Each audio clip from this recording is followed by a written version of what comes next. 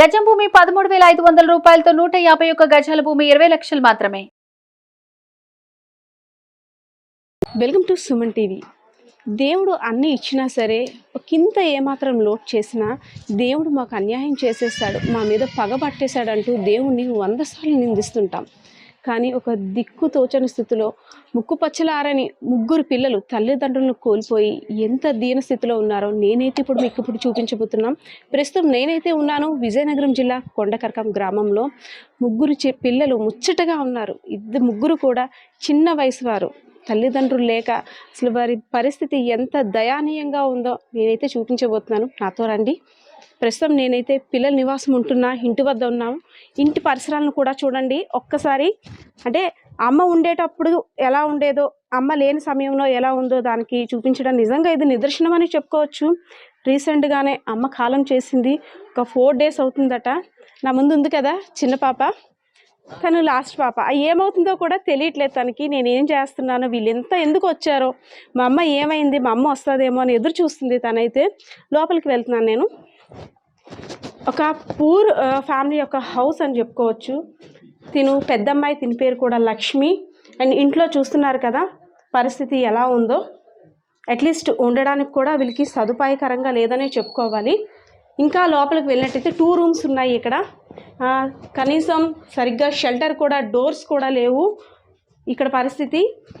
And వండుకోవడానికి సరిగ్గా సదుపాయాలు కూడా లేవు. రీసెంట్గానే మదర్ చనిపోవడంతో అందరూ వస్తున్నారు, ఏవో ఇస్తున్నారు, తింటున్నాము. కానీ అమ్మ ఎప్పుడు వస్తుందా అని ఎదురు చూస్తున్న పరిస్థితి. అమ్మ కోసం చూసి నేను వచ్చే ముందే బాబు కూడా ఏడ్చుకొని పడుకున్నాడు. ముగ్గురు పిల్లల్ని ఎవరైనా సరే దాతలు సహృదయంతో స్పందించి వీరికి ఏదైనా ఆర్థిక అవసరాలు తీర్చే సదుపాయం కల్పిస్తారని చూస్తున్నా. పాపం పిల్లలు తినడానికి మనం వచ్చామని ఆపారు. జస్ట్ గింజన్నం అనుకుంటా. పాపం మనం వచ్చే ముందే పాపకి పెడుతుంది. అండ్ చూస్తున్నారు కదా వండుకోవడానికి అమ్మ బియ్యం పెట్టింది. అంటే తను చనిపోతుందని తనకు కూడా తెలియదు కదా, అన్నీ పెట్టింది. కానీ వండి పెట్టేవారే వాళ్ళకి లేకుండా పోయింది. ఇవన్నీ ఏం చేసుకోవాలో కూడా తెలియని ఆ చిన్నారులు ఎవరో వస్తారు, ఏదో సాయం చేస్తారని దిక్కు అంటూ ఎదురు చూస్తున్నారుగా. ఒక్కసారి ఇల్లు మొత్తం, శ్రీన్ గారు ఒక్కసారి ఇల్లు మొత్తం చూపించండి. ఇల్లు కూడా సేఫ్టీ గ్రిల్స్ లేవు, సరైన కిటికీ లేదు, అండ్ డోర్ కూడా. అంటే వీళ్ళ పరిస్థితి ఎంత దయానీయంగా ఉందో ఈ పరిసరాలు చూస్తే మీకు అర్థమవుతుందని మాత్రమే చూపిస్తున్నాం. ఒక్కసారి ఆ పిల్లలతో మాట్లాడి వారికి జరిగిన కష్టం గురించి, వాళ్ళకి కావాల్సిన సహాయం ఏంటో మీకు తెలిపే ప్రయత్నం అయితే చేస్తున్నాం. నా ముందు ఉన్నారు చిన్నారులు. బంగారు లక్ష్మి మొదటి పాప, రాము రెండో బాబు, మూడో పాప వరలక్ష్మి. నిజంగా లక్ష్మీదేవులాగే ఉన్నారు పిల్లలు కూడా. రీసెంట్గానే మదర్ అనారోగ్యం కారణంగా చనిపోయారు. అండ్ ఫాదర్ చాలా ఏళ్ళ క్రితం ఈ పిల్లలు చిన్నప్పుడే చనిపోయారు. అండ్ తల్లి అన్నీ అమ్మగా నాన్నగా అన్నీ తానే సాకుతూ పిల్లలకి అన్ని సపర్యాలు చేస్తుంది. ఒక మంచి విద్యను అందించాలని తల్లి కలలుగానే టైంలో దేవుడు తీసుకుపోయాడనే చెప్పుకోవాలి. ఒక్కసారి ఆ పిల్లలతో మాట్లాడే ప్రయత్నం చేద్దాం.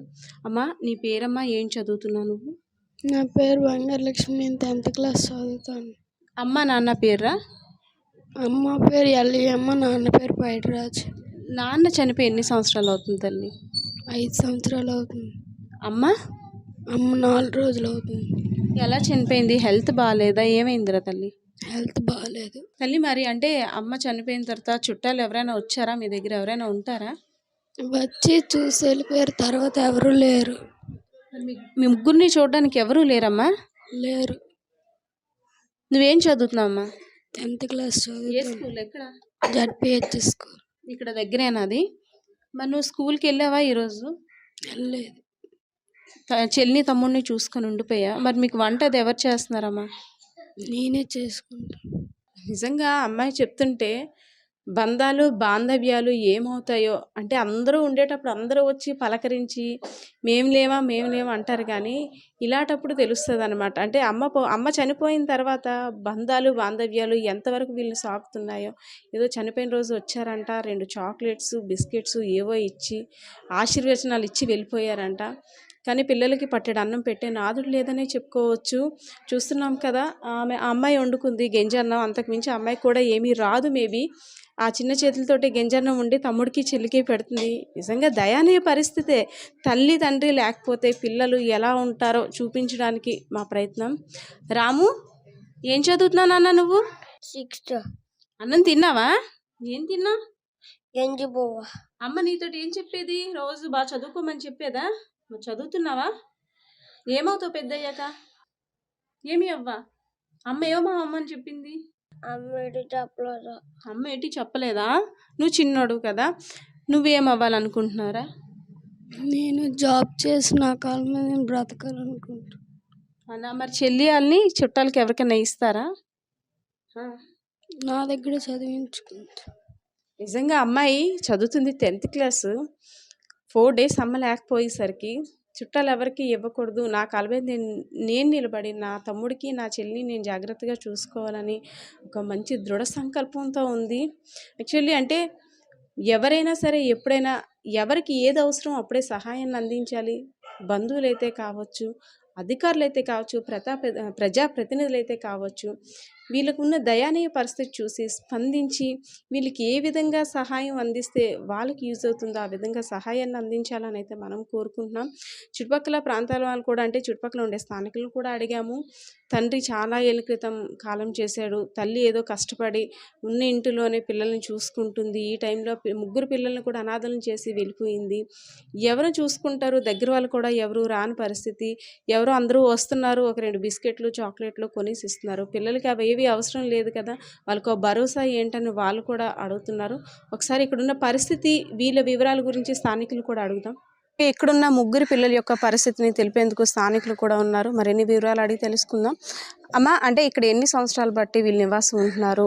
వీళ్ళ ఫాదర్ అంటే వాళ్ళ నాన్నగారు ఎప్పుడు చనిపోయారు? అమ్మ ఎప్పుడు చనిపోయింది? ఏంటి వాళ్ళ నాన్నగారు చనిపోయి ఇప్పుడు 6 సంవత్సరాలు అవుతుంది. ఆ పిల్ల పాప, చిన్న పాప ఇప్పుడు 3 సంవత్సరాలు, ఇప్పుడు 4వ సంవత్సరం. వాళ్ళ నాన్న చనిపోండా వాళ్ళ తల్లికి ఆరోగ్యం బాగోలేదు. మందులు వేసుకుంది కొన్నాళ్ళు. అంతవరకు ఆవిడ అలాగే అక్కడ ఇక్కడ కూలి చేసి నాలు చేసి పెంచింది. 3 పిల్లలు వాళ్ళకి.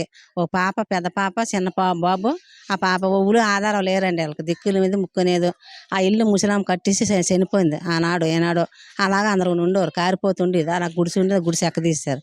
మామూలుగా అందులో ఉన్నాను, మా ఉన్నాంలండి, మీకు ఏదో చూస్తాం ఇరుగు పొరుగోలమే, ఏదో కలిగిన కాడ బొకడ సాగడ వేయడం చేయడం చేసేవారు.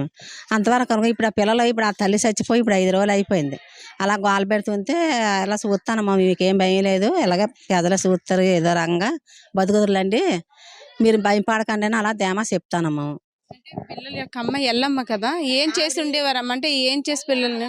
ఆవిడ కూలి పనేనండి, చెరువు పని, మట్టి పని అది చేసి ఏదో రంగా చేసి ఇది కొన్నాళ్ళు. ఇప్పుడు ఆవిడ నెల రోజులు పెట్టి ఆవిడ పెన్షన్ అందింది. పెరుగు చచ్చిపోవడం పెన్షన్ అందింది. నెల రోజులు పెట్టి ఆవిడ కదలలేదు, మెదలేదు, ఏది తినలేదు. 15 రోజులు మంచినీళ్ళు నోట్లు లేనిది. కానీ అలాగా ఆ నీళ్ళు ఈ నీళ్ళు ఏదో జ్యూసులు గీసులు పెట్టారు. గింజ కొడుకు పడితే అలా కొద్దిగా బాగుంది. మన సడన్గా పిల్ల చేతులు ఎట్టేసి పిల్ల తమ్ముడిని చెల్లెళ్ళు చూసుకోమని పెద్ద పిల్ల చెప్పేసి ఆవిడ అలా చనిపోయింది. ఆవిడకి ఏదో రకంగా ఓఆర్ఎస్ ప్యాకెట్లు అవి పట్టారు. పడితే మరి పట్టిది. మరి ఆ రోజుకి మరి ఆవిడ మనసు ఒగ్గేసి చనిపోయింది అంతే. అంటే 3 పిల్లలు, అందులో 2 ఆడపిల్లలు, ఇంకా పెద్ద మనిషి అయ్యే వయసు కూడా ఉంది. అదే 2 ఆడపిల్లలు, ఒక బాబు. మరి చుట్టాలు అందరూ వచ్చారు కదా, మరి పిల్లలు బాధ్యత తీసుకుంటామని ఎవరు అనలేదా? లేరండి, ఊళ్ళు లేరు. ఆడపిల్లలు ఉన్నారు, ఎంత ఆడపిల్ల ఊళ్ళు మటుకాలు ఉన్నారు. వాళ్ళు రాలేదు. ఆ రోజు వచ్చారు, వెళ్ళిపోయారు. ఆ ఇరుగు పొరుగులు దగ్గరోళ్ళు వాళ్ళ కుటుంబం సభ్యులు ఏదో ఉన్నోళ్ళు ఆ రోజే వచ్చి చూసారు, మరి లేదు, వెళ్ళిపోయారు అంతే.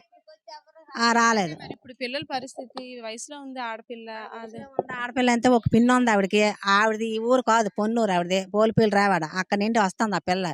మా అందరం దెబ్బలాడితే కొద్ది రోజు ఉండమ్మా, ఆ పిల్లకి ఏదో చూడు, మరి చిన్నపిల్లలు కదా, వాళ్ళు ఏదైనా అయినారంటే మీరు ఏడుస్తాను, కొద్దిగా ఉంటే బాగుంటుంది నువ్వని దాన్ని బతిమాలితే ఆవిడ ఉన్నది. ఇప్పుడు పెంచుతానికి ఆవిడ చూసుకుంటుంది వాళ్ళని. మరి ఇంక 2వ వాళ్ళు ఎవరు లేరు.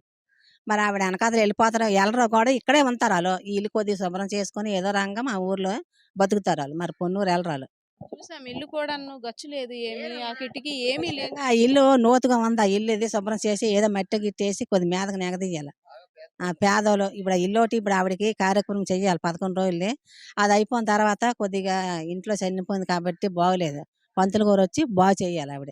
ఆ ఇల్లు అయ్యి బాగు చేసిన తర్వాత పిల్లలు అందరూ ఉంటారు. సార్ మీ పేరు సార్ ఎన్ని సంవత్సరాలుగా ఉంటున్నారు? ఇప్పుడు పిల్లలు అంటే మీకు ఏమైనా తెలుసా పిల్లల విషయం గురించి? ఆ పిల్లల విషయం అయితే తెలుసు మేడం. అంతా గత నాకు తెలిసిన కాంచి వాళ్ళు ఇక్కడ 20 సంవత్సరాలు 30 సంవత్సరాలు ఉన్నారు. ఫస్ట్ ఇక్కడ ముసలమ్మ ఉండేదన్నమాట. ఆవిడకి ఒక కొడుకన్నమాట. ఆ ముసలమ్మ చనిపోయింది. ఇది కట్టేసి ఆ ముసలమ్మ కూడా తర్వాత ఈవిడ పెళ్ళైన తర్వాత ఈవిడికి ముగ్గురు పిల్లలు. తండ్రి చచ్చిపోయి 4 సంవత్సరాలు అవుతుంది. ఆ తల్లి అలాగ ఏదో మట్టి పనికి, ఈ పనికి, ఆ పనికి వెళ్ళి ఏదో ఒకటి చేసి ఆ పిల్లలకు పోషించేది ఏకంగా. ఆవిడ మొన్న గత 15 రోజులు పెట్టి ఉండిపోయి చనిపోయింది ఆవిడ. చనిపోయాక ముగ్గురు పిల్లలు అనాథలు అయిపోయారు ఏకంగా. ఇప్పుడు ఇరుగు పొరుగు మేమున్నామంటే ఒక రోజు 2 రోజులు చూడగలిగే మొత్తం జీవితం చూడలేం కదా ఏకనా.